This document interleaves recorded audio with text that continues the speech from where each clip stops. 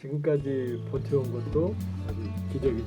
오히려 북한이 조바심이나 흉내를 들킨 거죠. 전례를 찾기 힘들죠. 3,600톤급짜리 장형실함 실물이 있어요. 근데 TKMS 독일은 실물이 없어요. 설계도만 있어요. 그럼 경쟁이 돼야 안 돼요. 대한민국의 숙명은 서울이 바로 북한의 타겟거리에 있다는 문제예요. 그럼 어떻게 해야 되겠어요? 그다음에 지금은 드론을 요격하는 게 아주 중요하잖아요. 지금 패트리어트 미사일 한 발에 60억 정도 해요. 그런데 드론 한 발에는 한 2만 불 정도 하거든요. 가성비가 안 맞죠. 섬광은 한 발에 2,000원이에요. 이거 하나보다도 싸죠. 대한민국의 안보는 생각보다 튼튼하다. 안심해주세요. 그러니까 여러분이 생각하는 것보다 훨씬 일이 많지요. 연구소에서 주무셔야겠어요. 왜냐면 일이 너무 많으니까. 연구소에서 잔 적이 많아요. 아, 직원들은 왜 저 사람은 연구소에서 자지 이렇게 생각한 적이 많아요. 잘 때가 많아요. 난 오피스텔 여기도 있고. 근데 연구소에서 제일 많이 잤어요. 왜냐? 출퇴근이 필요 없잖아요. 지하에 욕실 이런 거 다 있어요. 가장 효과적인 건 일하는 자리에서 먹고 자는 거죠. 그러면 시간을 최적화할 수 있는 거죠. 그러다 보니까 벌써 이제 60대 댓글 보면 보통 이 할배가 제일 많더라고. 여러분들 할배라는 얘기 좀 하지 마세요. 할배는 맞는데 듣고 싶지 않습니다. 여기서 매일 1시간 분량의 이제 프로그램을 만들어서 365일 나가는 거죠. 일주일 프로그램이 있고 명절, 휴일 이런 때도 다 미리 만들어 놓은 프로그램들이 있죠. 북한 개혁 방송은 쉬는 날이 없습니다. 그러면 궁금한 게 태양절? 저럴 때는 어떤 방송을 하세요? 태양절 특집 같은 거 하죠. 예를 들면 김일성 태양절의 진실 뭐 이런 것들. 엊그제 예를 들면 3월 26일이죠. 천안함 격침. 그날에 이제 돌아가신 분들 천안함 그분들 기리는 특집 방송. 천안함의 진실 이런 것들을 하죠. 아 근데 이걸 계속 하시면서 네. 힘드신 적도 엄청나게 많았을 것 같은데. 힘든 게 많죠. 정치적으로 뭐 진보 정권대로 보수 정권은 보수 정권대로 정치적인 일이잖아요 이게. 우리는 항상 그 자리에 있는데 정권에 따라서 보는 각도가 달라지니까. 근데 사람들이 이제 각도에 따라 다르게 보니까 지금까지 버텨온 것도 사실 기적이죠. 그러나 뭐 우리가 부끄러운 일을 하는 건 아니니까 명리를 추구한 것도 아니고. 대단하시네요. 왜냐면 목표가 있지만은 잡히지 않는 목표라고 좀 생각을 하고 있거든요. 꾸준히 해오신다는 것 자체가. 꿈은 손에 잡히지 않으니까 꿈인 거예요. 그러나 그 꿈을 포기하면 삶이 의미가 없죠. 그 꿈을 향해 걸어가는 거죠. 꿈을 향해 걸어가다 어느 순간에 우리는 이제 쓰러지는 거고 꿈이 모두가 이루어진다 그러면 꿈이겠어요? 내가 넘어지면 다음 사람이 또 걸어가는 거고 그리고 꿈을 손에 쥐지 못했다 하더라도 꿈을 향해 걸어가는 시간에 내가 의미가 있었다 라고 생각하는 게 인생이에요. 여러분들도 마찬가지예요. 여러분들도 나름대로의 꿈 의미를 추구하면서 사는 거죠. 아니 여기 분들은 다 말씀을 다 잘하시네요. 박사님도 그러시고. 방송이잖아요. 저 사람들은 작가도 해야 되고 아나운서도 해야 되고 프로듀서도 해야 되는 거고 출장도 각 지역에 되는 왜냐하면 방송이 또 생동감이 있어야 되니까 지방 출장 같은 걸 또 가요. 현지 취재도 하고 우리는 선택과 집중을 하는 방송이니까 그러니까 사실 감동적인 게 그런 일들이 많죠. 파랑새 최신소라는 코너가 있는데 파랑새 최신소 우체통을 실제로 만들려고 그랬어요. 탈북하신 분들이 고향에 붙이지 못하는 편지를 써서 거기 넣는 거죠. 그러면 통일이 되면 열어보는 거죠. 언젠가 이분들이 살아계시든 돌아가시든 그때의 고향으로 가는 내 심정은 그대로 남을 거 아니에요. 그 사업이 잘 안 됐어요. 지금도 그 사업은 우리가 남아 있는데 이거는 사실 이 방송 보시면 지자체 분들 관심 있으시면 연락을 주세요. 어디서든 할 수 있는 거니까. 그건 분단의 기억이거든. 가슴 아픈 또 의미 있는 기억이거든. 갈게. 감사합니다.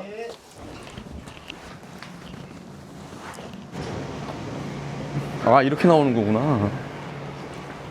북한의 테러에 대비해서 탈출구 여러 개. 선생님, 근데 독재 국가가 민주화가 되는 과정이 좀 있나요? 우리 4.19 민주화운동 87년 김일성년 우리가 민주화된 거죠. 야. 대한민국이 대표적인 사례. 네. 원래 카메라 앞에 안 서는데 오늘은 화끈하게 서네. 말씀 되게 잘하시던데요. 이화여대 박사과정이니까 똑똑해. 북한 집안도 명문 집안이었어요. 그리고 일반 탈북자들하고 좀 다르게 자기 자긍심이 강해. 원래 일반 다른 탈북자는 달라요? 약간 좀 그런 면에서는 자긍심이 상당히 강한 사람에 속해요. 가족이랑 같이 이렇게 탈북을 하신 건가요? 남편이랑 애랑. 그 혼자도 힘든데. KBS 뉴스. KBS에서 여보세요? 네, 박사님 안녕하세요. 혹시 오늘 밤에 저희 방송 출연 좀 부탁드립니다. 안돼, 일정이 꽉 차 있어요. 밤에 어려우세요? 예. 알겠습니다. 예. 일정이 꽉 차 와. 있으니까. 오 당일날 누구예요? 원래 뉴스라인은 이제 KBS 9시 뉴스, 10시 뉴스인가? 뭐 모르겠네. 뉴스는 그날 KBS. 원래 그날 오전이 네. 예요. 전날 저녁이나. 근데 이란 전쟁은 길게 가니까 네. 미리 다음 주까지 다 잡아놓는 거지. 이게 정상이에요. 아. 이제 일정하고 4시에서 찍고 6시 라이브하고 8시 성수동 가야 되니까 여기 나갈 시간이 없지. 또 작가분이 빠르게 포기하시는 거 보면은 박사님이 1순위였나 봅니다. 그렇지. 왜냐하면 작가들은 순위가 있으니까 그래도 빠른 포기를 하네요. 그게 현명하지. 왜? 일정이 있는데 안 되니까 네. 괜히 매달려봐야 소용없지. 이제 어디로 가나요? 사이다 경제로 가요. 오늘 가서 어떤 거 하세요? 사이다 경제하고 저하고 네. 조한범 TV 협업을 하고 있으니까 우리 방송국도 있지만 유튜브는 사이다 경제에서 찍거든요. 사이다 경제 스태프들이 여기 오면 힘들잖아요. 그러니까 네. 거기에 가서 찍는 거죠. 오늘 어떤 내용들 하세요? 오늘 조한범 TV 인터뷰가 있고요.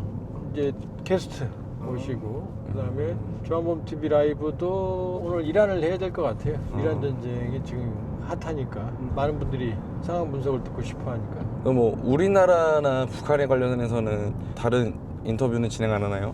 하죠. 많이 하죠. 탈북민도 하고 북한 주제도 하고 글로벌 주제도 하고 외교, 안보, 국제정세, 때로는 경제도 하고. 이란 전쟁에서 우리나라 하면은 천궁2가 빛을 발했잖아요. 천궁2 말고도 다른 무기가 더 있나 해서 좀 궁금해서 여쭤봅니다. 많이 있죠. 사우디아라비아에는 현궁이라고 대전차 미사일이 수출돼서 후티 반군과의 전투에서 사우디가 활용한 적이 있고, KGGB라고 한국형 GPS 유도 폭탄, 캄보디아에서 태국이 처음 썼다고 그러는데 공식적으로는 그게 네. 처음이고, 사우디도 후티에 쓴 적이 있죠. 근데 그럼 그 GPS는 우리나라 자체에 뭔가 GPS 체계가 있는 건가요? 인공위성 GPS를 이용하는 거죠. 지금 GPS는 근데 원래 미국 거 아닌가요? 그렇죠. 미국 거죠. 미국 거를 이용해서 지금 하는 거예요? 네. 우리나라 전투기 관련해서 또 기사들이 많던데. 우리나라 전투기는 이제 4.5세대 전투기 KF-21, 이 양산 1호기가 얼마 전에 나왔고, KF-21과 같은 4.5세대 전투기를 만들 수 있는 나라는 10나라도 안 돼요. 기사를 보니까 아랍에미레이트가 관심이 좀 있다고 하더라고요. 왜냐하면 전투기 같은 경우는 우리가 F-35를 사죠? F-15를 사죠? 그럼 고장나도 뜯어보지를 못하게 해요, 미국이. 기술 유출 때문에. 그러니까 기술 이전이나 이런 협력이 아주 중요하거든요. 그러니까 우리는 후발주자지만 그런 데는 상당히 관대하거든요.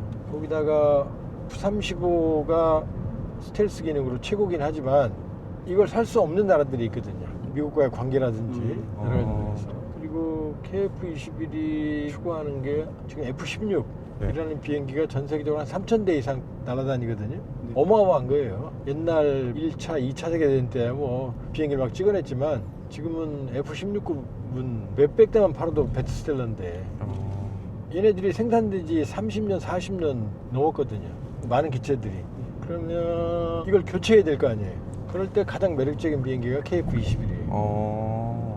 KF-21은 상당한 경쟁력을 가질 수 있다 이렇게 볼 수 있죠. 근데 이게 경산도 사업이긴 하지만 어쨌든 무기를 판매하고 하는 거다 보니까 외교적인 부분에서 되게 중요할 것 같은데.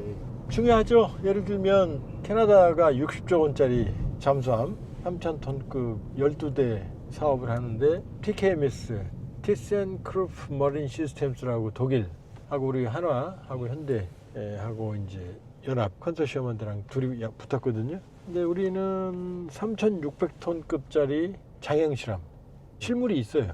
3,000톤급은 이제 안창호급 세척이 있고, 근데 TKMS 독일은 실물이 없어요. 설계도만 있어요. 그럼 경쟁이 돼야 안 돼요? 안 되죠. 돼요. 근데 설계도만 있어도요? 정치적인 면 때문에. 독일은 같은 영미 문화권이고 같은 나토고, 그러니까 이런 게 작용을 하는 거죠. 꼭 기술력만 갖고 되는 건 아니죠.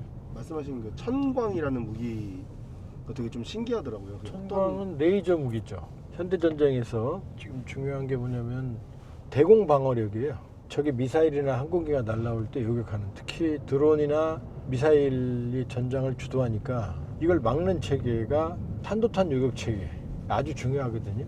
적 비행기를 요격하는 게 대공 미사일인데, 항공 미사일 여보세요? 일단 무인기 같은 경우는 김여정이 이미 예고를 했죠. 납득할 만한 해명이 있어야 될 것이라고. 정동영 통일부 장관이 이미 언급을 했고 여기에 남한 최고 지도자인 대통령이 언급을 했으니까 본인들로서는 자기들의 요구가 관철된 거라고 판단하는 거죠. 또 무인기는 북한이 국무위원장 집무실 상공을 3번이나 뚫렸다고 자인까지 했잖아요. 북한으로서는 소위 최고 존엄에 관계된 민감한 사안이잖아요. 이 문제가 마무리된 점에 대해서는 본인들도 재발 방지가 되니까 그런 점에서는 본인들도 긍정적으로 평가하는 거다. 오히려 북한이 조바심이 난 측면을 들킨 거죠. 또 이게 이제 여보세요? 오케이. 실수가 없어요. 너무 바쁘시네요 진짜로. 나는 일주 왔는데. 그럼 저희 잠깐 카페 나갈까요?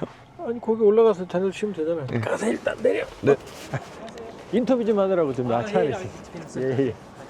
아 주차는 항상 여기다 가세요? 항상 여기서. 저 양반이 내 팬이야. 유튜브 알아. 그래서 아 진짜요? 여기 넓은 데 놔두고 항상 여기다. 근데 박사님은 꽃 구경 안 가세요? 사람이 꽃보다 아름다워. 꽃구경 직원분들이 다 들 어제 저 여의도 갔다 왔어. 그래서 나는 갈 시간이 없으니까. 우리는 워라벨이 좋아. 애들이 즐겁게 일하는 것 같지. 표정에서 다 드러나요. 대우도 그렇게 나쁘지도 않고. 먼저 가시면 이제 어떤 거 하세요? 이제 김민석이라고 군사 전문 기자가 와요. 그럼 그 기자하고 이제 유튜브 찍고 끝나면 6시에 드디어 이제 그 라이브 방송 1시간 7시까지 끝나면 이제 성수동에 헛썸 코리아 여기 가서 외국인들하고 걔들은 시간을 3시간이나 잡아놨어. 그냥 어디 안녕하세요. 그 기자님이 이거 박사님 보시라고 자료 출력해달라고. 오늘 나 하루 종일 따라다니는 브이로그도 이제 컨텐츠 하셔야 되죠. 스토커.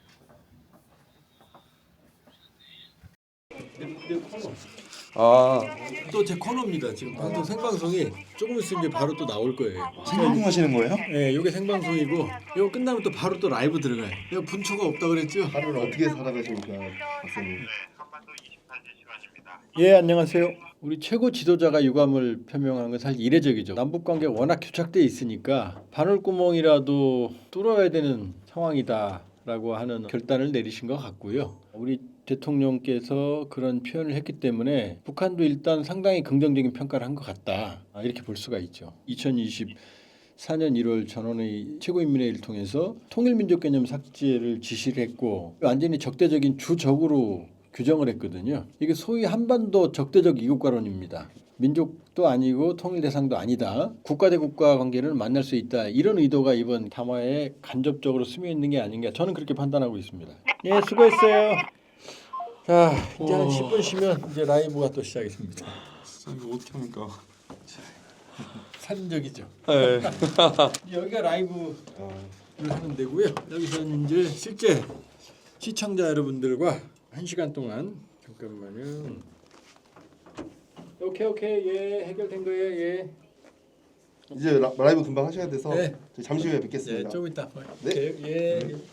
그러니까 이란은 선거를 뽑는 사람이 대통령입니다. 그러니까 이건 이란의 민심을 어느 정도 반영을 하죠. 네. 1분 1초 이거 없지? 네.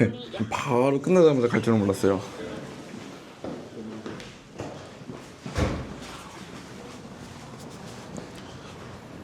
라이브가 제일 어려워. 아 어떠셨어요 라이브는? 라이브는 반응이 좋았어요. 이란 전쟁 죽음의 상인이라서 네. 전쟁이 터지면 돈을 버는 게 내 지금 아주 안 좋은 지금 문화평론가 같은 거에 뭐 BTS 뭐 이런 거 하는데 네. 아니 라이브를 보는데 끝에 이제 하시려고 했던 걸 못 하셨더라고요. 시간이 항상 못 일러. 아 그게 어떤 거였어요? 그거는 이제 K 방산 아. 전쟁의 시대에 뭐 즐거운 얘기는 아니지만 어쨌든 먹고 살아야 되니까 아. K 방산한테는 아주 좋은 기회거든요. 저도 요즘 K 방산에 대해서 관심이 너무 많아가지고요. 주식 하나? 아유 혹시 요거 책 사인 하나만 부탁드려도 될까요? 뭐라고? 이름이 뭐지? 감사합니다. 제대로 썼지? 예. 그러면 오케이. 예. 가시기 전에 사인까지. 사인도 연습하셨나요? 사인 그냥 이름만. 아 녹화 끝나자마자 바로 라이브를 또 진행하시고. 그렇죠.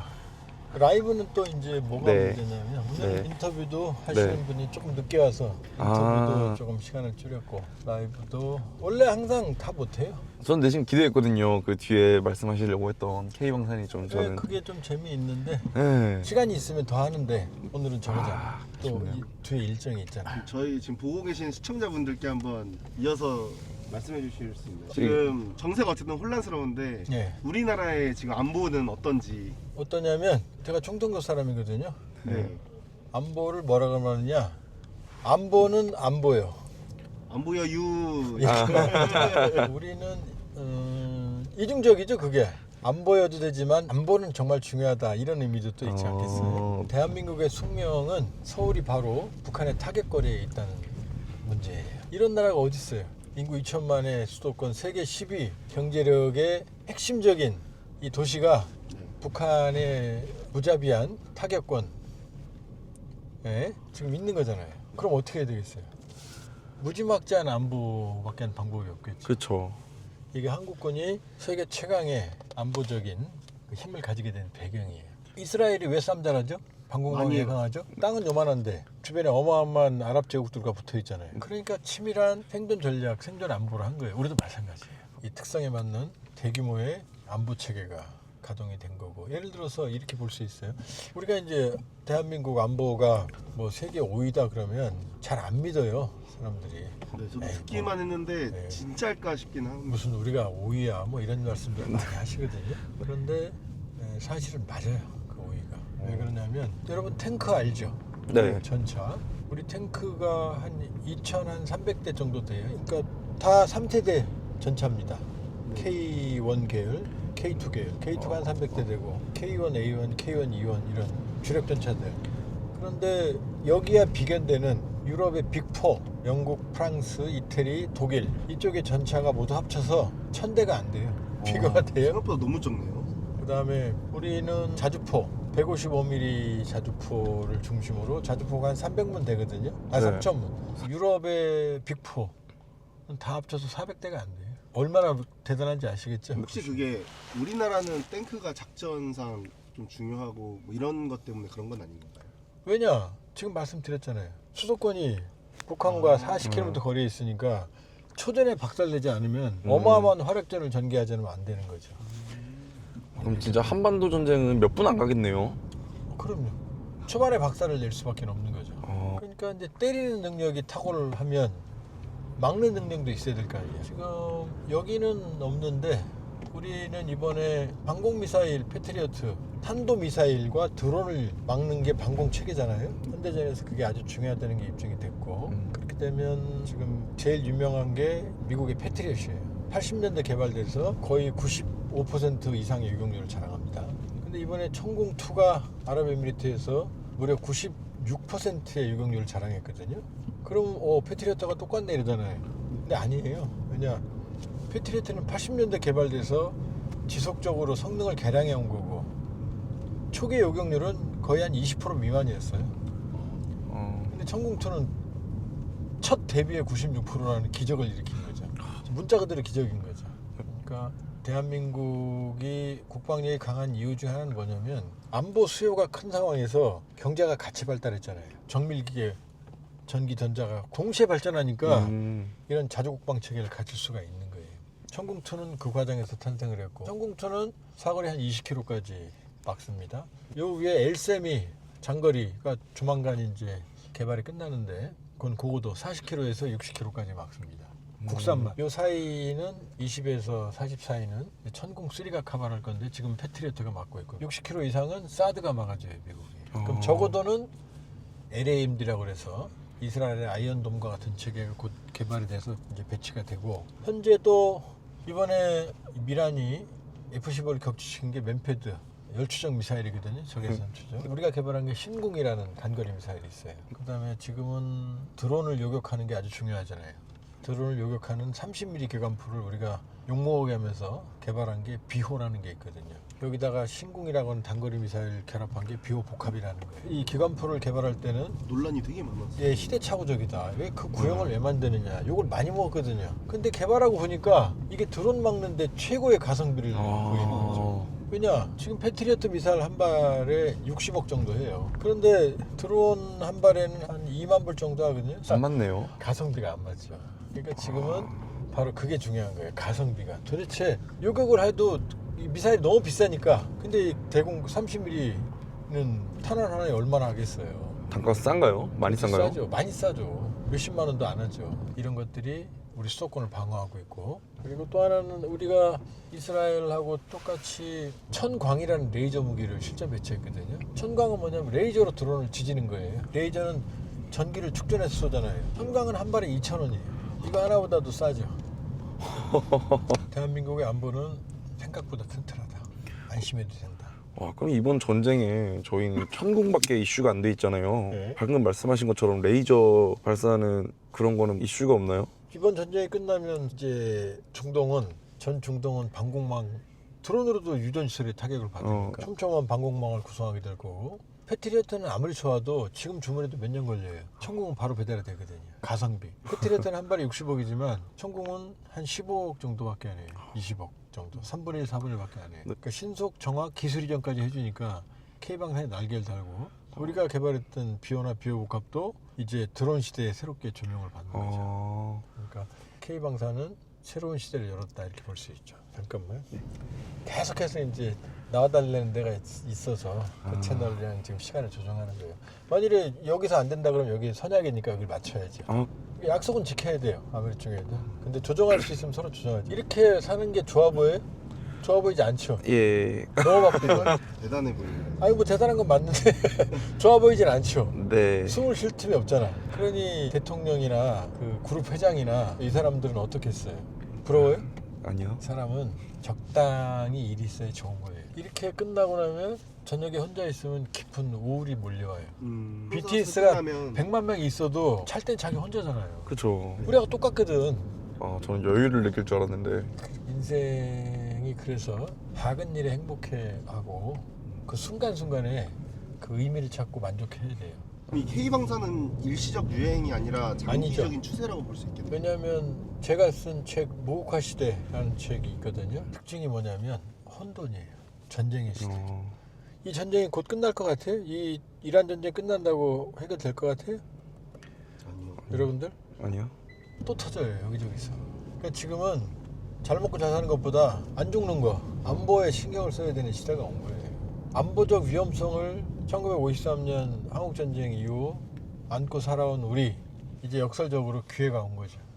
항상 안보를 신경을 썼어야 되는 우리가. 그러니까 K방사는 이제 시작이다. 그 무국화 시대가 뭐 어떤 건지 한 번만 간단하게 설명해 주실 수 있으실까요?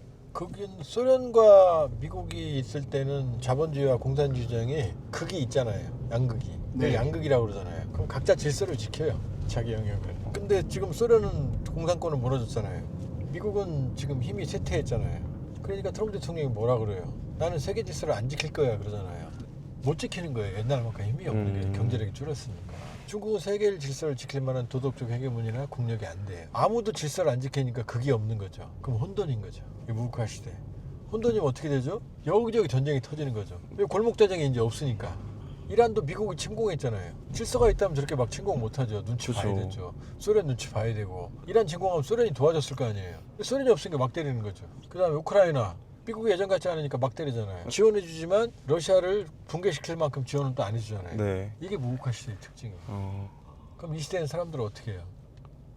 살기 위해서 무기를 사고, 먹는 걸 좀 줄여서라도 칼을 사고. 옆에 도둑놈이 있는데 잘 먹고 잘 사고 있었어요? 소고기 먹던 거 돼지고기로 줄이고 담벼락 샀고 총 사고 그래야 되는 거죠. 너무 무서운 말인 것 같습니다. 그래요.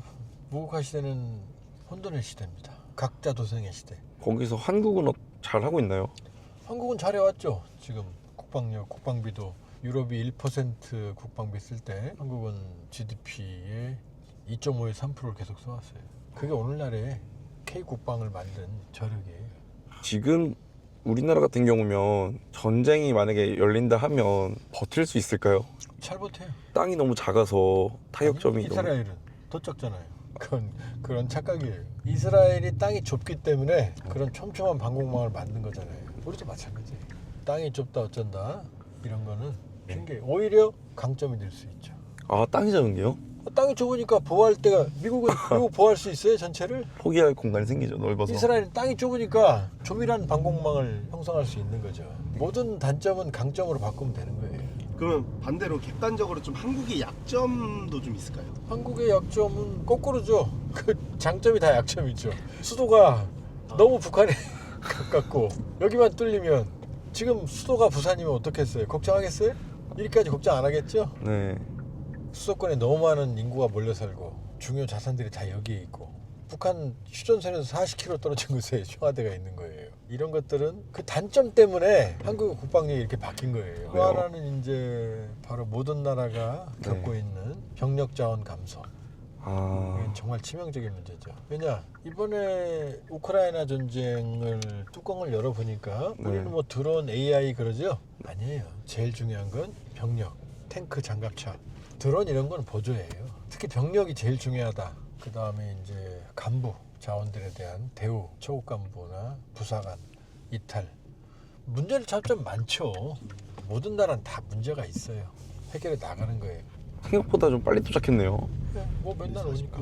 내비게이션 없어도 빨리 오잖아. 휴먼 내비게이션이 훨씬 우월하다는 게 좀 그렇지. 박사님이 제일 이제 평화로운 순간도 있으신가요? 내가 평화로운 순간은 내가 심심할 때죠. 아무도 나를 안 부를 때.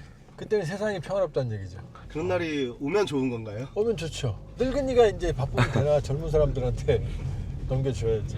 갑시다.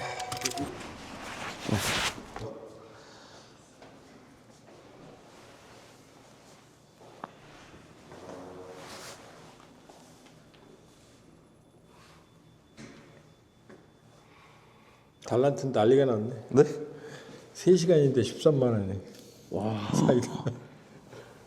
가끔 이렇게 좀 봐야 돼. 왜냐면 내가 한 말에 이제 사람들이 어느 정도 호응이 있나 이런 걸 또 다는 못 보고요. 왜냐면 유튜브도 이제 상호작용이니까 흐름. 아, 내가 이런 반응 이런 것도 가끔 봐야 돼. 근데 신경을 많이 써주죠. 그러니까 아침에 만났지만 금방 가죠.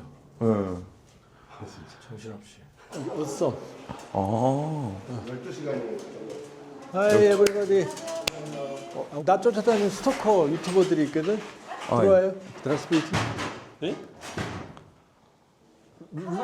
카메론. 아 카메론. 아 루스키 아니야? 그렇지 않아요. 나 루스키인 줄 알았지. 어디 여기? 왕 의자로 준비했습니다. 어우. 아뜨꼬다. 블라디보스토크. 하라슈. 그러니까 여기는 어썸 코리아는 이제 외국인들. 안녕하세요. 이름이 뭐예요? 카메론. 카메론. 예. 난 카메룬에서 왔다는 줄 알았어. 예, 아니에요. 이름만 영어지 다 한국 같아요. 그래. 지금 이제 심야죠. 11시가 다 되는 시간이죠. 이렇게 일정이 끝났어요. 너무 고생하셨습니다. 시청자분들이 조한범 인생 별로 좋아 보이지 않는데 이럴 것 같은데요. 두 분 고생하셨고 또 좋은 기회에 여러분들 뵙습니다. 혹시 오늘 저희랑 함께 하셨는데 어떠셨나요? 낯설진 않았어요. 항상 있었던 일 같고. 그리고 오늘 뭐 여러 주제를 편집하시겠지만 모국화 시대 대한민국 생존 시나리오 이 책은 이 시대 진단과 함께 시대를 알아야 투자도 하고 개인들의 미래도 설계를 할 수 있고 그 책은 한 번도 꼭 읽어보셨으면 후회하지 않으실 겁니다. 이 혼돈의 시대를 진단하고 대한민국의 미래를 좌표를 설정할 수 있는 그런 좋은 책이라고 하면 제가 참 자화자찬이고 후회하지 않으실 거니까 꼭 한번 읽어봐 주시길 당부드립니다. 마지막으로 앞으로의 계획이나 비전은 무엇인가요? 저는 계속 전문가로서 한국 사회에서 역할을 인플루언서라는 건 좋은 영향을 줘야 돼요. 전문가로서의 역할을 하고 싶고 정치나 뭐 다른 직함을 갖거나 그런 일은 없을 겁니다. 지금 하듯이 자유롭게 대한민국 국민으로서 역할을 하고 그리고 북한 민주화 저는 혁명가로서 정치는 안 합니다. 그러나 민주주의, 북한 민주주의라고 하는 북한의 민주화를 위해서 저희 동료들과 함께 목표인 가치를 위해서 의미 있는 삶을 살고 있습니다. 여러분들도 많이 성원 부탁드립니다. 네, 감사합니다. 예, 오늘 하루 너무 고생하셨습니다. 예, 고생하셨습니다. 고생하셨습니다. 네. 됐지? 네. 너무 완벽하셨습니다.